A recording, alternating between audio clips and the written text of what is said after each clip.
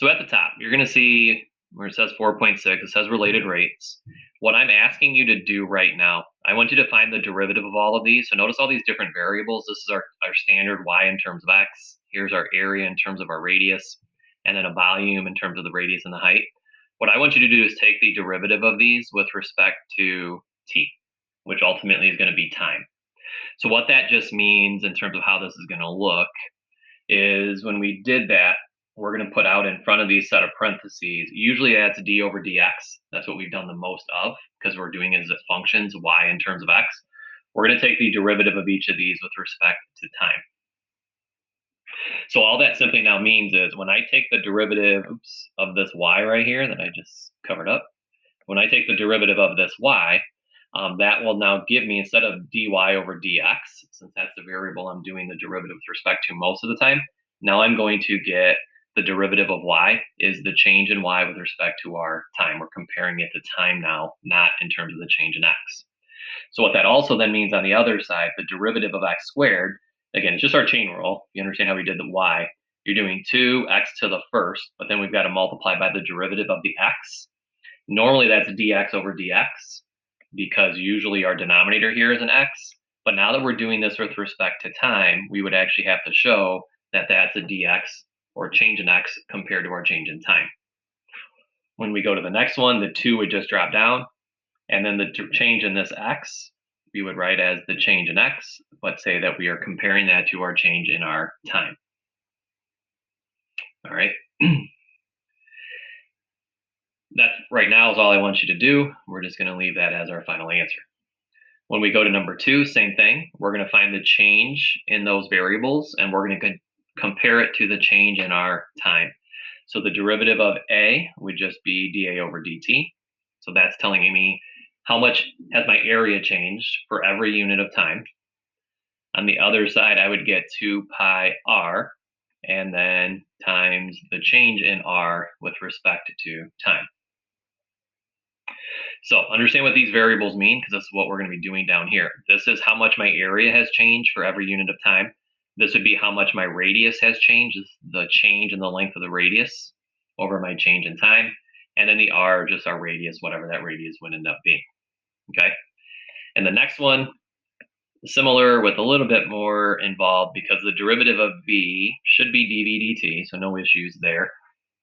But then you have 2 variables on the other side, so all of our old rules still got to be recognized and applied. So that's a product where 1/3 pi r squared is going to be my first term, and then I'm going to let the h be the second term. So when I do the derivative of the first, I would do 2 times 1/3 to get 2/3 pi r, and then that was the derivative of r, so change in r with respect to time. And then you leave the second term alone, so the h is still there. Plus, and then you take the first term and we rewrite it. That doesn't get changed. But then the derivative of the second term, which is that h, would just give us dh over dt.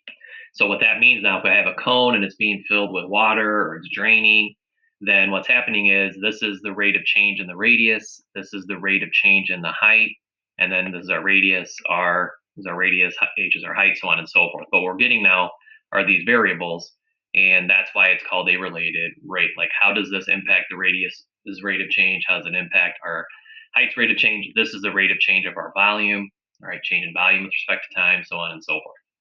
All right. We do this for every single problem down here. Is all of these now, we're figuring out what is our change as it relates to our time. Okay. We'll kind of go through these steps as we do number 1. We don't necessarily need to read them all, just to make sure we get as many of these done today as we can. So number 1, nice, simple little starter problem. It says a circular pool of water is expanding at a rate of 16 inches squared per second. If that's the case, we want to figure out the rate of change of the radius when the radius reaches a length of 2 inches. So similar to what we did a couple of days ago on that homework assignment, you got to come up with your own equation. So as we look at this here, when we first read through here, we're talking about a circle. When we look at this unit, inches squared per second, that's talking about a circle and the area of a circle. So as we kind of read through that, chances are we're going to be using that formula, the area of a circle. So we have this circular pool of water. So let's say it's dripping in the middle, and slowly but surely it's going to continue to expand as the amount of water continues to add. So our circle is getting bigger and bigger and bigger. And the question is asking, find the rate of change of the radius when the radius reaches a length of 2 inches. So here now, once we know that we're talking about a circle and we're talking about the area of that circle, what we want to do is take the derivative of this with respect to time. We've already done it. It's the number 2 at the top of the page. This would just give us initially dA over dt. On the right-hand side, it's your power rule, 2 pi r to the first, and then times the derivative of your r, which is now the dr compared to our change in time. And then now understand what these variables mean. If I again go back to this 16, notice how that is inches squared per second. So what this inches squared per second, that really is my change in area being compared to my change in time. It's the rate of change of my area. And that's what this variable stands for. This is how quickly is my area changing. So that number 16, that is the dA over the dt.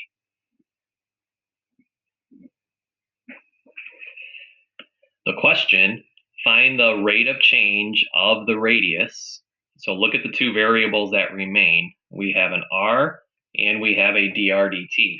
If I want the rate of change of the radius, that is this guy. That's the change in radius according to our change in time or compared to our change in time. So we can come down here, and in that spot, that's what we are ultimately trying to find. That should be the only variable left over. We're going to do this when the radius reaches a length of 2 inches. So if you let your radius be 2, what we now have is a simple little equation there for you to solve for the dr over dt, which is our answer, because that's what we're trying to find, the rate of change of our radius. Okay, so we would get 16 is equal to 4 pi times the dr dt. If I want dr over dt, we're going to divide by 4 pi. Be very careful with these. A lot of people have calculator errors with this. Just understand if you did this in your calc, and it really doesn't matter. Multiple choice wise, sometimes I'll use a decimal, sometimes I'll use the exact answer. So if you leave this as your answer and you just put 16 over 4 pi, that's fine. If you throw that into your calculator, make sure that you don't do this and just do 16 divided by 4 pi, because the calculator knows order of operations, and it's going to do division first, and then it's going to do multiplied by your 4 pi versus 16 divided by 12-ish. All right, 4 times pi is about 12-ish. Those will give you 2 completely different answers. All right, so just be careful with these, plugging these in. I'm going to leave it like this just for the sake of time here. So I don't know how many of these will actually plug in.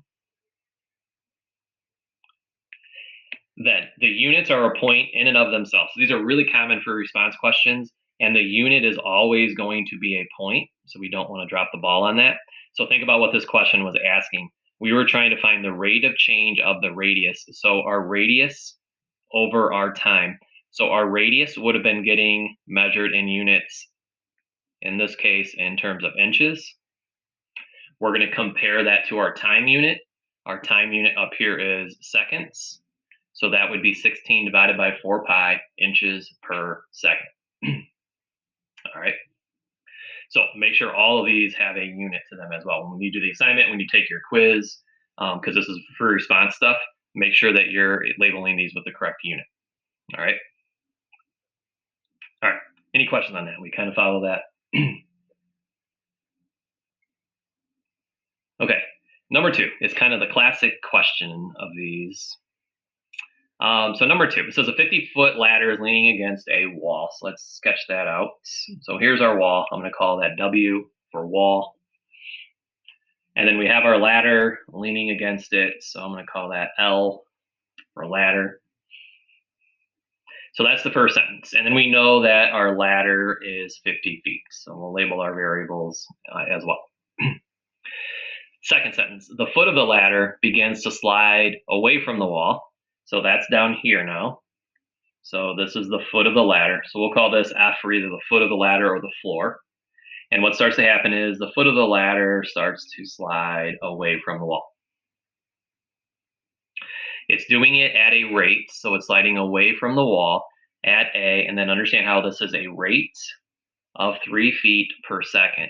So since that's the rate of change of F, all right, that's the variable we're dealing with, what we would call that is the change in the length of F compared to our change in time. And what that is given to you as is 3 feet per second. So notice how it's the floor's length divided by time. That's what these units express, feet per second.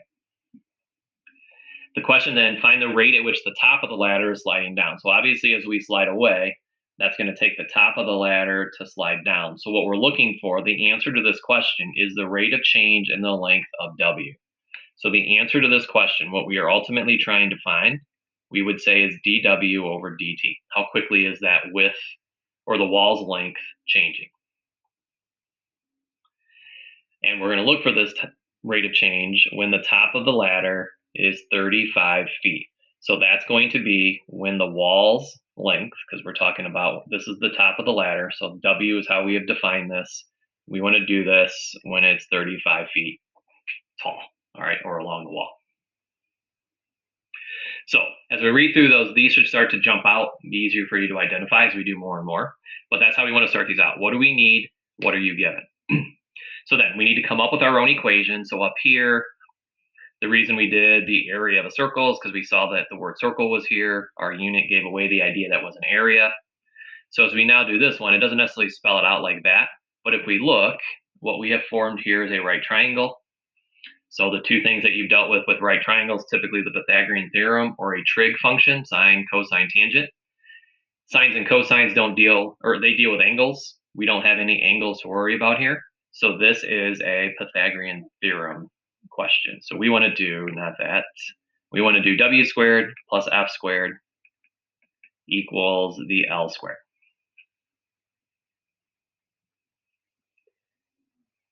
So we got our equation. That's the first step, really. And then the second step is we now want to figure out, since all of these lengths are changing in here, we want to figure out what are their rates of change. So that's our derivative with respect to our time.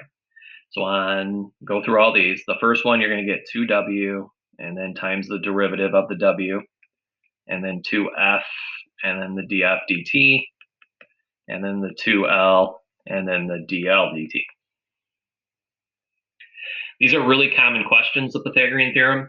So after we do one, you see this here. Notice how they're all going to have a factor of 2 in front of this. Moving forward, just to save yourself some time, because there's a lot of stuff going on here. If we understand that, we really don't have to deal with the 2's at all, right? We can just say that we divided everything by a 2. It's going to make your numbers smaller, a little easier to work with. So understand the 2's were there initially, but then we're just going to say we divided them out of there, keep our numbers manageable. If we know this is what we're looking for here, the dW dt is our answer. That means everything else but the dW dt, I better be able to come up with. That better be the only variable left over, is that dW dt. So we identified a whole bunch of things at the beginning, so now we just go through plugging them in. So the W here, we know that. You were given that as 35 feet. The F you were not given, so that's something that we're going to have to somehow figure out. If we go to the dF dt, that was given right here. That was 3 feet per second. The length of the ladder, L is the length of the ladder. That was given to you as 50 feet. And then the dL dt, if we look, that also was not given to us. So we need to be able to come up with this guy, and we need to be able to come up with this guy. All right, once we have that, then we can solve for the dW dt. So the first ones, they're both pretty simple. The first one we're going to do is, if we understand the ladder is 50, and we're going to do this when the W has a length of 35, so I'm just using these two guys together, then we could set up a real quick little Pythagorean theorem to figure out what F is going to be. So what we're setting up now here to get the F, you're going to say that 35 squared plus the F squared is equal to 50 squared. And then I forgot to bring my graphing calculator, so I got my nice handy household calculator. So then we want to simplify this. We want to go through here. So this is 1225 plus f squared equals, pretty sure that's 2500. Yes. Oops, let me not go that route though, so we have space. All right, so then f squared would equal that minus 1225, which is 1275. Take your square root. We would get a plus or a minus initially, but understand what this is giving us. This is the length along the floor here, so there's really no need to consider the negative solution. So we get root 1275. A rule all year with our word problems, we never ever round before the final answer. So you do not want to throw this into your calculator and give me the round, and obviously this is irrational, and then you have to round. So we don't want to throw that into our calculator and give us a rounded answer. We want the exact answer. So we're going to come up here and you're putting in that square root of 1275. All right, no rounded answers. You can round the final answer, but if you round prematurely, then that final answer is going to be off a little bit. So we have that. So now the missing element is this guy over here. That's our dl dt. And this is now kind of the first time where I can really tell if we really understand what these variables are meaning. What dw dt, this is the change in the length of the wall as our time is changing. The df dt is the change in the length of f as our time is changing. So the dl dt should be the length or the rate of change in the length of our ladder. So what does dl dt then have to be? Anybody think they know that? Going on a limb might be just completely wrong, but is it just one? The ladder doesn't change length? I like, you made two statements there. One of them I like, and that's the one that the ladder doesn't change. So if the ladder's not changing, what? Zero. Oh, zero, yeah. Right, it's got to be zero. All right. These are finding the rate of change in the length of the ladder. If you have a 50-foot ladder, you could throw that up against your house right now, kick the foot out from under it. When it falls, it's still going to be 50 feet, and it remained 50 feet the entire time. So it doesn't have a rate of change. All right. Now, something to be aware of, and this is a little rule, it's the first time it's popped up. When we look at these original variables, so this is something to consider now with every problem moving forward. So when we look at W, F, and L, if any of those are constants, then you can plug that in immediately. So if I can look up here right away, I see W is always going to be getting smaller. I can see that F is always going to be getting bigger. But if I recognize that this length here of L never changes, I actually could have, if we recognize that, we could have put a 50 in right away. And then if I take the derivative now of this, wouldn't this have just given me a 0 right away because it's now constant? So it saves you a little bit of work if you recognize that one of your variables is a constant. And either way now, this whole right-hand side, whether you get it here or whether you get it there, is going to be a 0. All right. All right. From there, we can now solve. So solve for the dw dt. So I have 35 dw dt. The right-hand side is now a 0. So I just want to subtract over the 3 root 1275. Divide both sides by 35. So then dw dt would equal this negative 3 root 1275 over 35. Yeah, maybe some of these we do want to do because, I mean, there's no perspective on this number. I mean, what the heck does that even mean? Like, what's that giving you? So this, even the previous one, it might not be a bad idea to plug these in. So let's plug this in and divide that by 35 and see if it's reasonable. And then you'll see that this is a negative 3.061. That's more reasonable. We can actually see that that kind of makes sense in terms of the values that you were given to work with. Then we have to label this. This is the change in W over our change in time. So W would have been getting measured in feet. And then our time is going to be getting measured in seconds. Typically, somebody will ask, is this okay? And this is also something you want to be very careful of so you don't lose really cheap little points at the end. We're saying that this is a negative number. This has to be negative. If it wasn't negative, then something was wrong. Because think about what's happening to the length of W. If I come over here to the W, isn't the length of the W getting smaller and smaller and smaller? And because of that, it better have a negative rate of change. And if it didn't, then we need to go back and figure out why it doesn't. All right. But in this case, it worked out just fine. So that's our answer.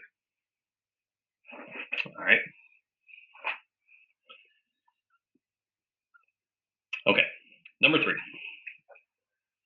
All right. You got a ball, basketball begins to deflate such that so as we now kind of read through these, here's a big word we're talking about, and it's a basketball. So we want to understand sort of what that means. So we have a basketball, and we're talking about the volume.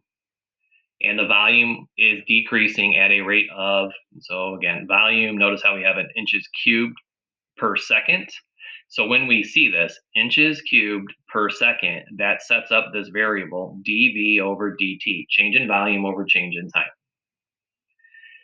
Because we're talking about a change in a volume, and you see the word volume here, we're talking about a basketball, then what we're going to be working with is the volume of a sphere. I'm sure we all remember is 4/3 pi r cubed. Then I kind of labeled it here. I'll formalize it a little bit more someplace where I can do some work. Yeah, we'll do it here.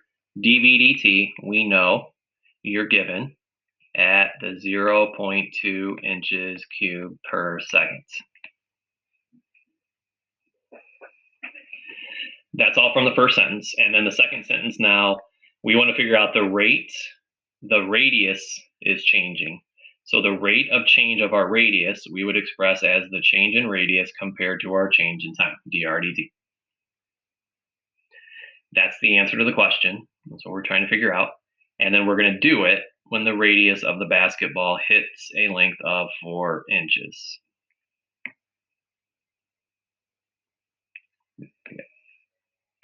All right. So in order for us to actually find a dr over dt, the rate of change of a radius, all we have to work with is an r. The only way we get that is with our derivative. So we're going to take our derivative. We're figuring out all of these rates of change with respect to time. So we would get dV dt equals 4 pi r squared, and then the derivative of r is dr dt. Actually, finish this off. See if we're understanding this. This should be easy from here. And then I actually want you to get the answer to this also. So hopefully you got your calculator nearby. Throw that into your calculator and then see what you think your answer is.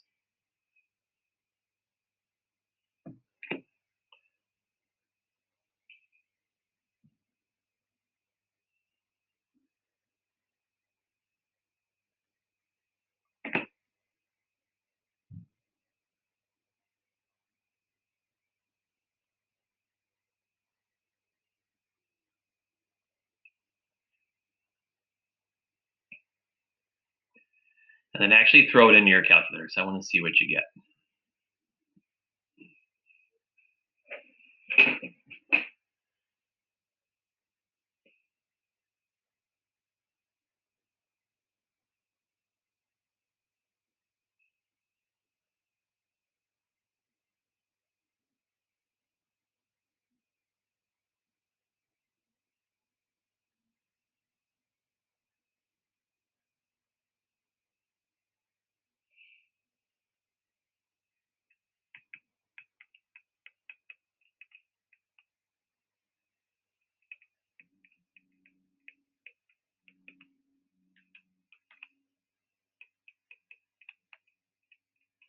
Then once you have your answer, see if it makes sense. And by that, I mean a couple of different things. So see if your answer makes sense.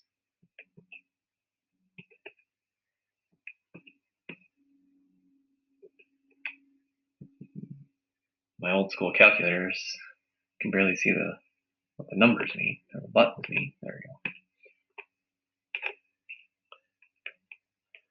All right, So first, make sure that you get 0.0. If we go to the third decimal, you should get 0.001. It's actually 0.0009947, so on and so forth. I'm willing to bet some of us don't get that. All right. So if you didn't, you need to be very, very careful how you are plugging that into your calculator. It's like what I mentioned earlier. If you just do 0.2 and then you put into your calculator divided by 64 pi, while that looks like that would give you the right answer, it won't. Okay, it's going to do 0.24 divided by 64 first, and then it's going to do times pi. All right. All right, Safian, you got a question? Yeah, I was just wondering why the rate of change of the volume isn't negative. Okay, good. That was the second thing. We want to make sure that our answer now makes sense. All right, so say that one more time, Safian. So why isn't the rate of change of the volume decreasing since negative since the volume decreasing? Good. You actually kind of approached it in a different way than I was going to ask everybody else. What I was going to go with is, if we look at our DRDT, think about the context of this question with a basketball deflating. What's happening to the length of our radius? Isn't the length of the radius getting smaller and smaller and smaller? So our answer better have been negative. And you shouldn't have to randomly think about that at the end and be like, oh, I'm going to throw a negative on this answer. It should have worked out to be negative through your work. And then that's where I was going to go with it. And Safian just kind of said it.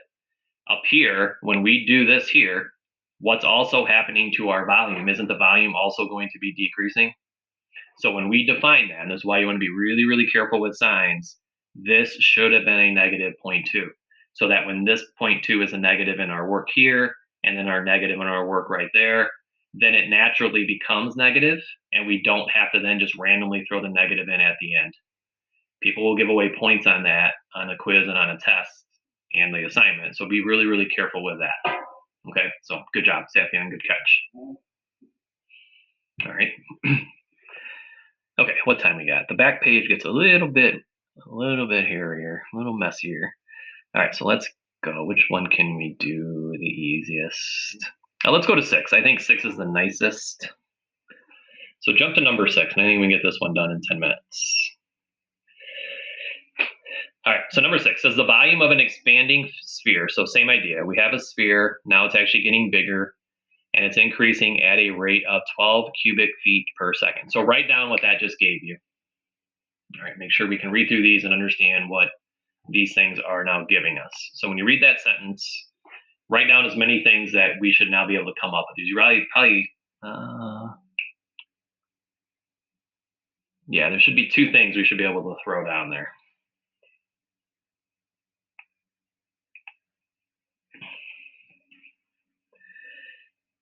As you read the second sentence then, well, the final sentence, write down whatever else we can come up with from that. So when the volume of the sphere is 36 pi feet cubed, find the rate the surface area is increasing. So now that should give you 2 more things that we have to write down or be able to deal with.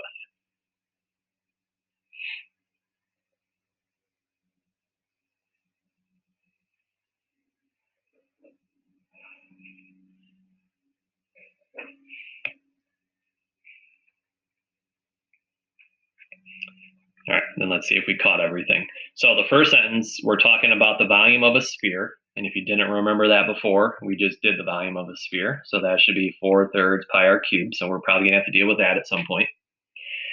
When you then read this here, a rate of 12, and then your units give it away, feet cubed per second. That then is the rate of change in our volume. So we'd say dV/dt is 12 feet cubed per second. When you go to the second sentence, we're going to do this when the volume of the sphere reaches 36 pi feet cubed.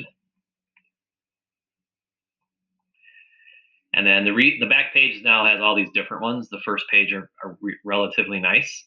Well, the second page now gets all these different things. And this question is now asking you, the answer to this question is the rate of change in the surface area. So what we're looking for is the change in surface area compared to our change in time. That's the answer to the question. That then also means we better know the surface area of a sphere, which I'm sure we all remember, as 4 pi r squared. So what's really common with these is you have two different equations and you got to work back and forth. Obviously, the first three that we did on the first page is we're getting used to these and what the variables mean. That didn't happen. But if we now notice we have an equation here for volume, we have an equation over here for our surface area, and we've got to work back and forth. In terms of which one you're going to start with, I would just kind of let the question guide which one you're going to start with. Since this is the answer to the question, I would probably start with the surface area one, because the only way I'm going to create this change in surface area over change in time is by taking the derivative of that equation, and then we create the variable that we're ultimately solving for, the change in surface area over change in time. And then that would equal 8 pi r times dr over dt. So to answer this question, because again, this is what we're looking for. This is the unknown that the question is asking you to find. So to answer this question, we better know two things. We better know the radius at the time we're concerned about, and we better know the rate of change of the radius at the time we're concerned about. If we look, did I give you, so we want the radius, right? Did I give you the radius over here as a variable? Do we know that? No. We also need to know the rate of change of the radius. So this dr dt we need to know. But again, if we look over here where I defined everything, we don't know that either. So that's probably then why you were given a different equation, the volume, so that we can figure those things out. What we were given is volume information. That's why we're going to be using this volume equation. So what I would do is, let's start with letting our volume equal 36 pi, because we know that. That was given to you. The pi's would cancel. Let's say we divide everything by pi, so the pi's on each side would cancel. If you multiply by the reciprocal 3 times 4, that would, was that 27? So we would get r cubed would equal 27. And then very nicely, by using the volume that I gave you, we can figure out that our radius was 3.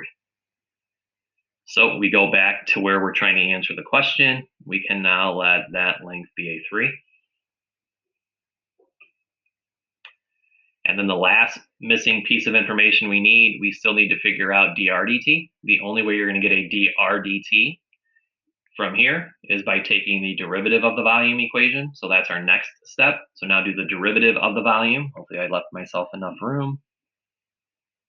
Do that down here. So dv dt would be 4 pi r squared dr dt.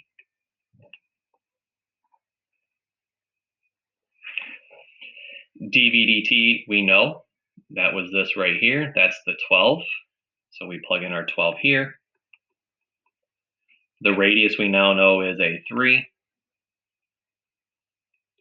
And then the only variable nicely left over is dr dt, which just so happens to be the variable over here that we still need. All right, so we would get 12 is equal to 36 pi dr dt. The 36 pi we divide over, so the fraction reduces to 1/3. We also have a pi in the denominator.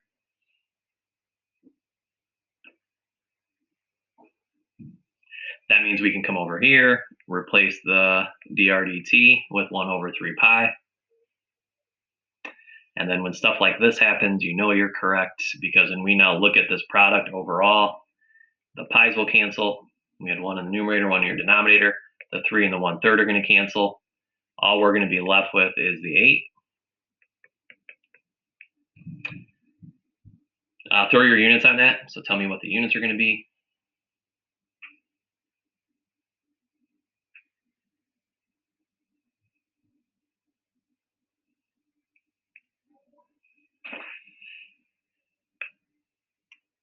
And then hopefully all we got to do is really look at this fraction, right? This is the change in surface area. So we want a unit for area.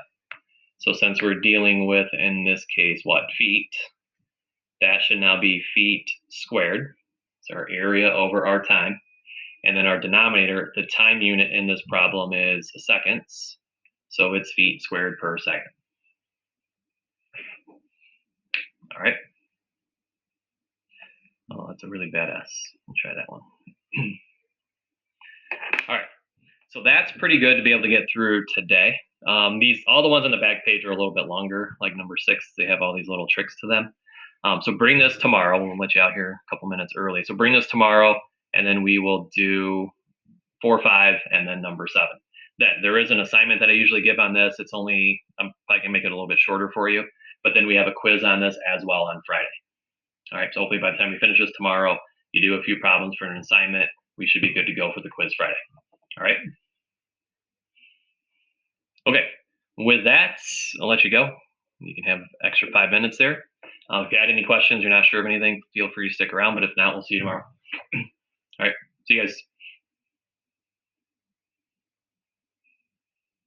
Stop recording this.